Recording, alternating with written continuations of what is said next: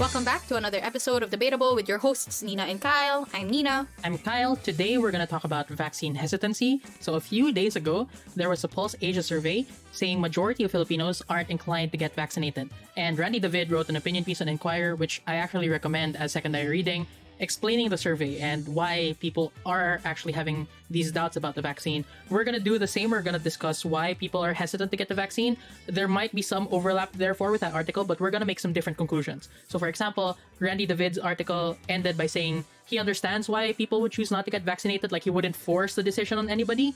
We'll try to argue why people should get vaccinated. Like, it is in everyone's best interest to get vaccinated if it was available to them. We're also going to try to talk about, costs of getting vaccines, how government contributed to vaccine hesitancy, and explore the idea of mandatory vaccination. So right now, and we're going to explain the survey now, right now only 16% of respondents wanted to be vaccinated. 23% were undecided. The rest of the people did not want to get vaccinated at all. So majority of people who responded to that survey didn't want to get vaccinated. So what does that mean? That means that even if the vaccine wasn't being distributed mainly to people on the front line, even if the vaccine was available to everyone, like the general public, most people still didn't want to get vaccinated.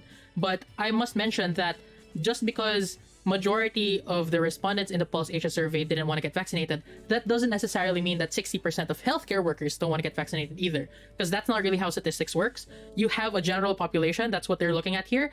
But looking at people in the health industry, or like the healthcare workers, that's a completely different population. They might have different tendencies. They might be skewed towards getting vaccinated. We don't have a lot of survey data on whether frontliners want the vaccine, or at least it's not available to us personally, but we're kind of sure that a lot of frontliners feel like they're deserving of more protection.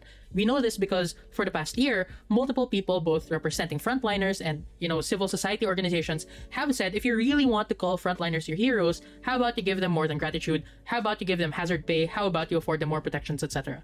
Yeah, so we're not necessarily talking about the concerns of frontliners here. We're talking about the concerns of the general public. In the Pulse Asia survey, if you don't want to get vaccinated, you usually have to say why. Or at least, from my understanding, you have to indicate why. Though I don't know if you can leave that blank, right? But 84% of people who were against vaccination had safety concerns about the vaccine, and 74% of people who were undecided about vaccination had similar safety concerns. Other reasons why Filipinos do not want to get vaccinated include doubts about the vaccine's effectiveness, belief that it's not needed to combat the virus, as well as high costs. So we're going to cover all these things, hopefully convince you that these are not issues that should stop you personally from wanting the vaccine in the future. So let's deal with the first one and the biggest chunk of it, which is the side effects, right? And the safety concerns people have with it. So usually, when you do get vaccinated, as I've heard from people, you get things like rashes, you get feverish for a little bit, you sometimes get nauseous. But I would say, for example, that is just a normal effect of a lot of vaccines anyway, as well as a lot of treatments that exist. But for example, in terms of side effects, I also know that even people in the debate community are feeling a little bit hesitant, especially given the side effects of things like AstraZeneca's tendency to cause muscle pain or nausea, as I mentioned, as well as fever. So what do you think, Kyle? Do you think this is a big deal? That is a big deal in terms of how important the issue is, because it might be a concern that really tips the scales. So everyone, regardless of whether or not they don't want to get vaccinated or if they are still undecided, a main reason why they decided that way was because of the side effects. That's why it's really important to talk about.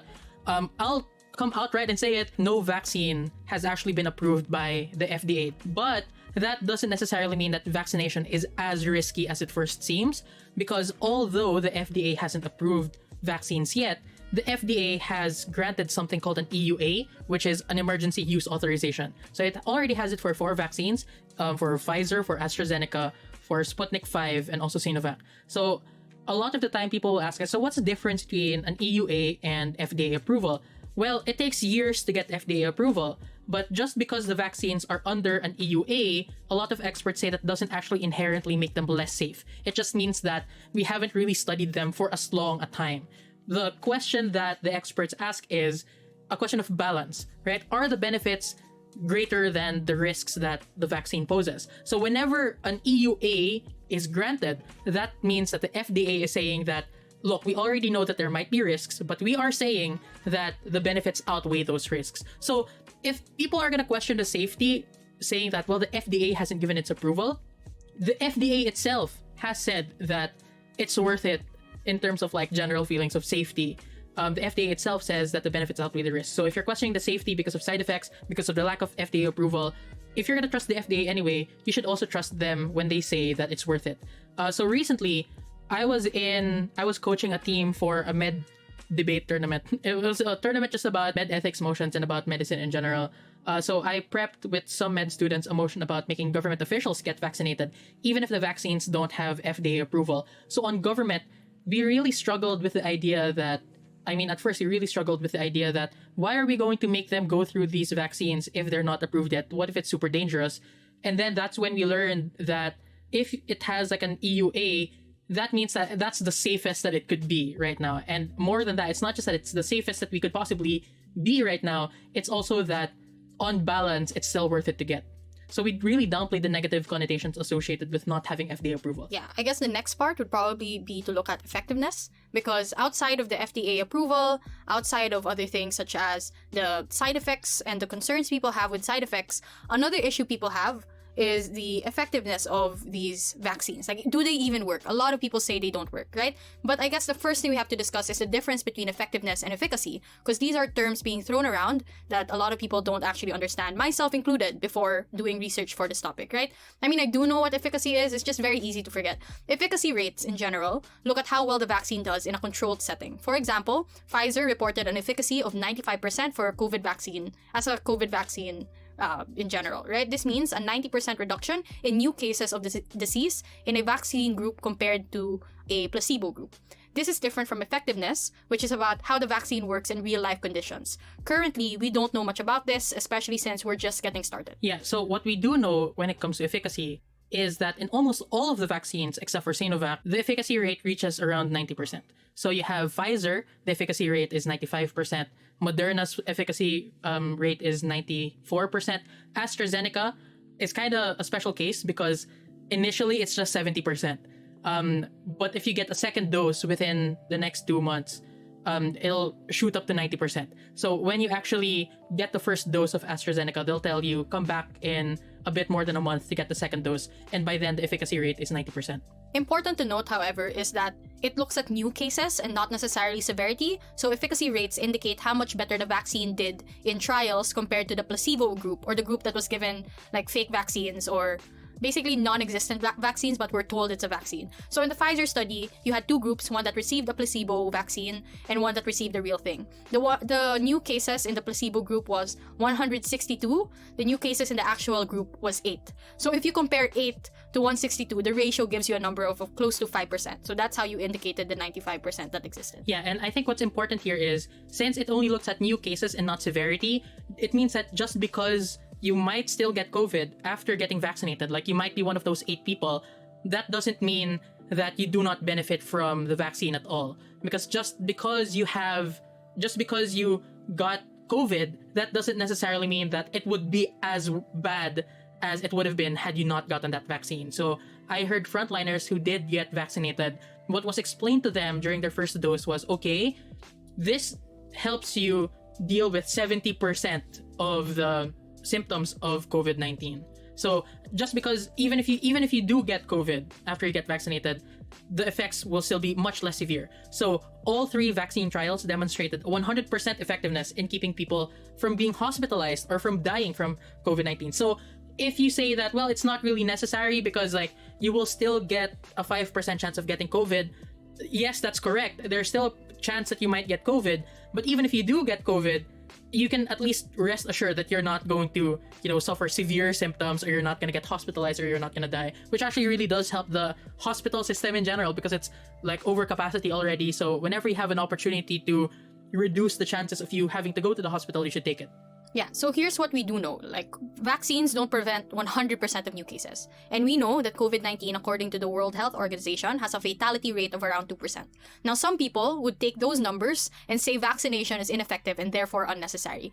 So while it's true that you can recover from COVID most of the time, 15% of people with COVID get severe manifestations. Another 3% could get critical manifestations. And that's not a small percentage. That's almost 20%. But if you get the vaccine, you can rest relatively assured that you will probably not have to worry about that 20%, right? Yeah, and also, if you actually think about it, people already pay way more for insurance against things with relatively lower chances of happening. So your chances of getting into a car accident, for example, on a 1,000-mile trip is 0.2%. But most people still pay car insurance. And they pay car insurance premiums multiple times, actually. In fact, if you get a car, a lot of jurisdictions require you to get car insurance. Like, if you really think about it, people already pay more for things that are less dangerous and are less likely to happen as compared to COVID. But people aren't really complaining. So I don't think that it's that big a deal if you do get vaccinated. Yeah, so we dealt with the side effects, we dealt with the DFA approval, we dealt with the effectiveness or efficacy rates, as well as the fatality rates that exist. Let's deal with the next hurdle that most people encounter when they hesitate or think about getting the vaccine. It's the cost. And according to December 2020, the prices of the different vaccines, they vary, right? So Moderna is set at $37, Sinovac is at $30, Pfizer is at $20, Sputnik 5 is at $10, Johnson is at $10, and AstraZeneca is at $4. Yeah, so the concern about costs is actually weird to me because the concern is based on this notion that I disagree with. The notion that we as private individuals are supposed to pay for our own vaccines. That's why it's a problem. Like, this is so expensive. Why should I pay for it? But the thing is, you shouldn't have to pay for it. That's my opinion. It should be the government helping people to get vaccines because it was the government's inaction that made it necessary for us to get vaccines in the first place, right? And like, if you remember Duterte, our dear president, was saying that we literally stand no chance against this virus. The only chance you have is to wait for the vaccine. And now you're letting costs determine whether or not a person should live or die, when it was the government itself that's saying that, you know, we can't do anything. It's just have to wait for the vaccine. I think another aspect to this cost thing is, when we were talking about Sinovac, it's the least effective in terms of efficacy rate, but it's the second most expensive vaccine that's out there. So another question here is, was that the best vaccine for the Filipino public to begin with? There's also another concern about corporations having to donate half of what they buy for their employees, which is also going to add up to costs, because there are a lot of people and a lot of benevolent bosses that actually want to get their employees vaccinated, but there's this huge hurdle, only from AstraZeneca, as I know, that if you buy AstraZeneca and you want to give your employees vaccination, you have to basically make sure you donate half of what you buy to the government before you get to vaccinate your people. And obviously, if that was your only choice, you would be very dissuaded from actually going out and getting your people vaccinated. So not only was the burden passed to you as a private citizen, but you're now also meant to help the government in being able to vaccinate a lot of other people. So a lot of people think that's unfair. I personally think that's unfair as well. And I think that, you know, we should probably fix that and figure out what to do. I think that's kind of ridiculous, actually, the idea that corporations have to donate half of what they buy for their employees. Because essentially, that means that the cost of vaccinating every one of your employees doubles, right? Because you have to buy 2 vaccines in order to vaccinate one of your employees. So that's ridiculous. You make the vaccination twice as expensive for private individuals. And it's really weird because, like, the government has so much money and you gave so much money. Where's it going to if we're gonna have to rely on private individuals anyway? For me, that's very weird. Another thing that was very weird in regard to the donation point is that it's just AstraZeneca. Because I remember Harry Roque made a big deal out of this. He said that, well, it's just AstraZeneca. There is no other vaccine that requires you to donate half of what you buy to the government. And it's like, that seems kind of silly because Harry Roque makes it seem like it was AstraZeneca wanting people to donate half of what they buy to the government. Like, this is what Harry Roque wants us to believe, that the people who made AstraZeneca went to the negotiating table and went like, okay, I will give you vaccines, but only if you make sure that half of what people buy will get donated to you. There's literally no benefit for AstraZeneca to want that. The makers of AstraZeneca are requiring the government to require private individuals to donate more vaccines to the government. That's so weird. Yeah, it's very weird. So speaking of government miscommunication, because I don't know what the arrangement for that was, but I do know that a lot of miscommunication and misinformation also led to the hesitancy that a lot of people currently face. So this is not just a phenomenon in the Philippines. Surprisingly, we're not the only ones going through stuff like this, right? So in Brazil, for example, President Bolsonaro has repeatedly denied the benefits of wearing masks, has questioned the efficacy of the vaccines, also repeatedly encouraged gatherings, which contradicted a lot of health experts. And the country has had 4 health ministers since the pandemic began. So it slowed a lot of the country's planning and coordination down. So a lot of their people are also hesitant about getting vaccines because of the information that they believed that came from their president. Anti-vaccine activists on Facebook, YouTube, Instagram, and Twitter are also big factors as to why people are probably hesitant about getting the vaccine in the first place. So in the US, for example, the collection of influencers, they reach around 59 million followers. And those are 59 million potential individuals that will be influenced and no longer want to get vaccines. This makes it like the largest and most important social media platforms for anti-vaxxers, right? This is why they thrive in places like Facebook, YouTube, Instagram, Twitter, etc. Probably also TikTok. I'm personally not on TikTok, but I'm pretty sure there are lots of anti-vaxxers there, right? So this was from a report that came from the Center of Countering Digital Hate, or the CCDH, and there was actually a group dubbed the Disinformation Dozen. In the latest report they released, there's a Disinformation Dozen that like makes up of anti-vaccine activists and figures well known in their respective fields. So this is in the US, but I'm pretty sure in the Philippines we also have influencers. I'm just very lucky to not know who they are and have not encountered them on my social media feeds. But if you have encountered them, you should probably report them, is all I'm saying. So there are a few examples. I know the Bollingers duo. They're a married couple who have promoted claims that Bill Gates actually wants to use the coronavirus vaccine to inject people with microchips, which I think is ridiculous. But you'd be surprised how many people actually believe this. So this is like in other countries, but we also have like our own misinformation pockets back here in the Philippines as well. Yeah, I did see that TikTok video. It's actually I saw it on TikTok. Like I was scrolling and then I saw a video of like, it was an animation of a syringe. They stick it into a person's body and the vaccine is actually containing the microchips that will track you and harvest you or something that Bill Gates put there. I don't know why they put it on Bill Gates, but I think like in the Philippines, we have also experienced a lot of anti-vaxxers, a lot of like a rise in anti-vaxxers because of Deng Vaxia. So like I keep blaming Presida Acosta for this. Like sometimes I hate it because I look up some legal questions online and the first thing that I see is an article from Presida Acosta and I'm like, I hate this because like I don't trust you. So I read through it and it's like, okay, this kind of makes sense. But I still haven't forgiven her for creating so many anti-vaxxers because of the Deng Vaxia scandal. So if you need a refresher, what happened was that in the previous administration, there was a dengue vaccine that had really bad side effects.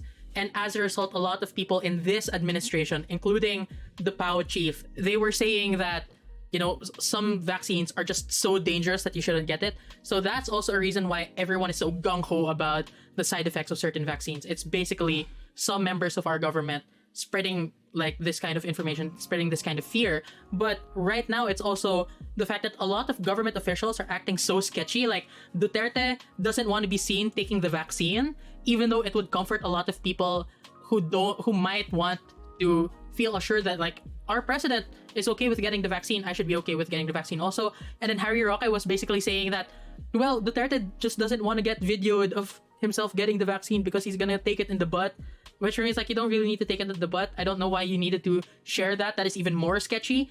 Then later, Duterte says he's not gonna get the vaccine. He says that he would be the last person to get the vaccine because he doesn't wanna, you know, hurt the rest of society. I don't really buy that. That's very sketchy. You have a lot of local government officials saying, "Kaya muna, you guys go first."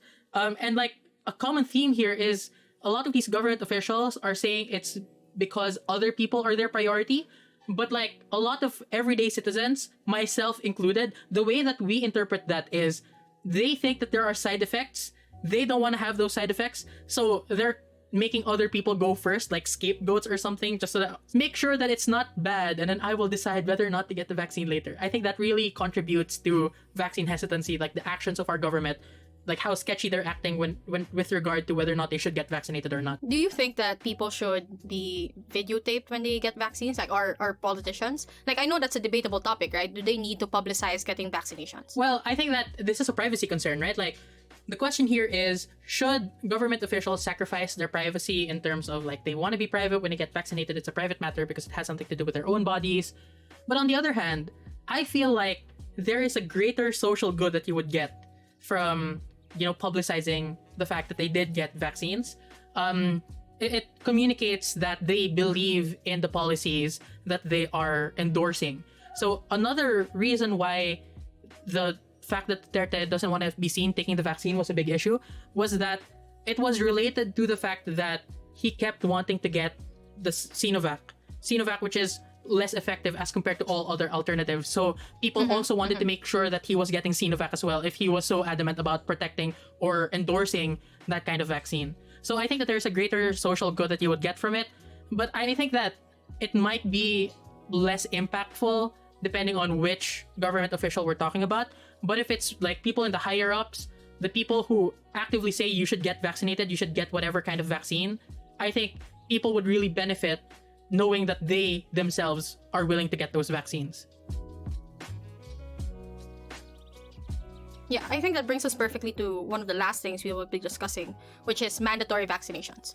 So, like, obviously, the discussion on whether they should record themselves is completely different, but this is still about mandating people to do stuff, right? And a lot of people have issues with whether vaccine should be mandatory, especially, like, laws that might consider making COVID-19 vaccination mandatory before you get to do things, like you need to have it before you get to work, or you need to have it before you're allowed into schools or other facilities. But there's actual precedence for this, right? Mandatory basic immunization is already a thing for infants, especially here. Like, you have vaccines for tuberculosis, mumps, measles, diphtheria. Those are things that currently exist. These vaccines are free at any government hospital for children under 5 years old. And although it should be said that there isn't really a penalty imposed if you don't follow the law, at least there are, for example, measures that encourage people to get the vaccine, such as the fact that it's free. There's also a legal question here. Because legally, the argument for mandatory vaccination is expressed in a really old US case, Jacobson versus Massachusetts. So what happened here was in 1901, Massachusetts was responding to a smallpox epidemic. So they started finding people who didn't want to get smallpox injections or vaccines. But the following year, a pastor, and this is Jacobson, said that, I don't want to get vaccinated. I was injured by previous vaccines. I don't think this vaccine is any safer. I don't want to get vaccinated, so he had to pay the fine. So he was challenging that law. The pastor, Jacobson, argued that, in the name of freedom, we shouldn't compel people to introduce a disease into a healthy system. So even like more than 100 years ago, you already have like this anti-vaxxer kind of notion that you're just injecting a disease into you, even though you're healthy, it gives you COVID. And like, you hear that all the time, even today. So the Supreme Court in 1905 ruled on the issue, saying that the state has police power, which allows the state to regulate people's activities in the name of public health. So a community, they said, has the right to protect itself against an epidemic of a disease which threatens the safety of members of the community. And as to the freedom argument, the court said that the state can actually compel people to receive vaccines even against, their financial interests or religious beliefs or political ideology if there is a sufficient danger. But some people like Jemmy Gatdula, who works with the Philippine Council for Foreign Relations, he's a lecturer at the Philippine Judicial Academy, he says that, well, the case doesn't apply to our case, to the COVID context, because smallpox is inherently different from COVID. So the argument from Mr. Gatdula is that the fatality rate of smallpox, which was the disease involved in the Jacobson case, was 30%. So 30% of people who have smallpox die, as compared to the way lower, and I will concede to this, the way lower fatality rates of COVID-19. Also, they said that smallpox affected everyone, unlike COVID, which only severely harms the old and immunocompromised. And the probability of someone under 30 needing hospital treatment is actually less than 1%. But there are lots of rebuttals to this, don't you think? Yeah, because assuming the statistic is true, I think the government shouldn't just act based on how many deaths the virus causes, right? It shouldn't just be based on how fatal it is, because there's also a danger in how it spreads and how there are long-term effects that will eventually get to people if we don't deal with the issue right now and like promote people from getting vaccinated. So the fact that it spreads fast and the fact that it has long-term effects should be enough to deter people from ever taking an anti-vaxxer stance. But what are these long-term effects, right? They range from fatigue, a cough, shortness of breath, all the way to inflammation and injury of major organs, including the lungs, the heart, and other neurological and psychological effects that may occur, right? Also, just because it means and harms a certain set of population more, doesn't mean that we shouldn't have a lot of vaccination. In general, immunocompromised people always tend to be more vulnerable to a disease, and therefore, we have an obligation as the rest of healthy society to protect them and ensure that they are not affected, if possible, to do so, right? And even if we're just talking about the old and immunocompromised, vaccinating as many people as possible lessens the risk of the virus being transmitted to them. And okay, even if it's just about the old and immunocompromised, then we'll also make it mandatory for them as well, just like it's mandatory for infants, you know? There are lots of ways to deal with the issue. There are lots of ways to deal with the fact that, you know, it's not just the deaths that we should be afraid of. It should be just how it affects society as a whole, whether the effects are small on you or huge on you or huge on other people you may know. Yeah, I'm not going to argue the legal basis against Mr. Gattuso because I am not qualified. Like, he's straight up a really good lawyer, like very successful as a lawyer.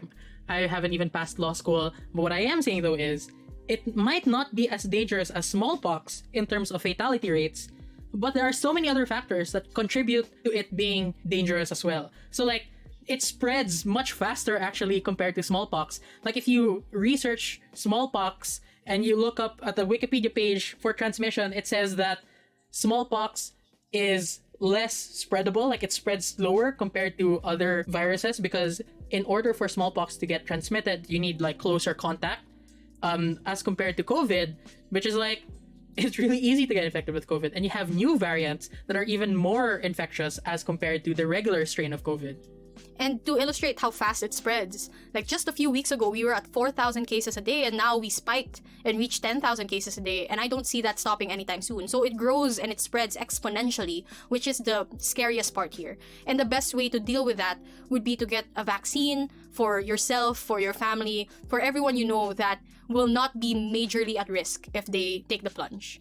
Yeah, what's weird to me about this argument is it says that we shouldn't have mandatory vaccination just because people won't necessarily die. And I'm just like, we do like a crap ton of things, you know, to benefit people, even if not doing so wouldn't make them die, right? Like we do so many things because it's a nice to have, not necessarily something that you would die without. But moreover, I think it just downplays the severity of the symptoms that you might get if you do get COVID. Like it's not just death and something else. Like those other symptoms are also very dangerous to a person. And those are the things that are more likely to happen. Sure, they're not as bad as dying, but they're still quite severe. And like there are so many studies right now that are saying that you have so many long-term effects, like you were saying. Like you could have in the long term just inflammation or injury of major organs, and we still don't know the long-term effects even if you do survive COVID. So that's another part of the issue why I think there should be mandatory vaccination, but I think that it might not be feasible. Like, to be fair, I don't think that mandatory vaccination will be feasible. I don't think that we're going to have enough vaccines to go around. So I guess what we can have is to just have mass vaccinations. Like, we're not going to be able to vaccinate 100% of people, right? But as we said before, with mass testing does not mean that everyone will get tested. It just means that to the extent of our powers or capabilities, we're going to try to test as many people as possible. In the same way, we're going to have to try to vaccinate as many people as possible. Yeah, and if we're able to do that, then maybe we'll just come out of this alive and maybe we'll survive a new normal. At this point, I don't think we're ever going to go back to normal, but, you know, maybe a more manageable new normal. And that's, at this rate, that's the most we can hope for. So hopefully we managed to change your mind if you were someone that never believed in vaccines or someone who was hesitating. And if you know someone who is hesitating, then maybe you can inform them of the things we've taught you. If there's more to know, let us know as well. We'd love to be able to include more statistics or more facts in our next episode. And I guess that's it for this one. Oh wait, just because we're saying that you should get vaccinated doesn't mean that you should get vaccinated right now. Because don't skip the line. Yeah, don't skip the line, because right now there are people who actually need it more. So like if you were just planning to stay at home, like you don't really need the vaccine if you were just gonna stay at home. Right now, the people who need it the most are frontliners. And like we don't want to counsel anyone into getting vaccines even if they're not frontliners, because like some people actually do get like sued for that. That might be penalized by like a law somewhere or like an ordinance. And I know that some people have actually gotten sued for trying to skip that line. So please don't do it. But if the vaccine comes around and it's available for everyone and not just frontliners, if there's no more priority, then I think that people should highly consider getting vaccinated. I think it's worth it. Yeah. Good clarification. That was important. Or else people might accuse us of forcing people to get vaccines and cutting lines. So don't do that. Remember the priority list. But once it's our turn, please go out and get. All right. So that's it for this episode. Thanks so much for listening. We'll see you in the next one. Bye-bye. Bye.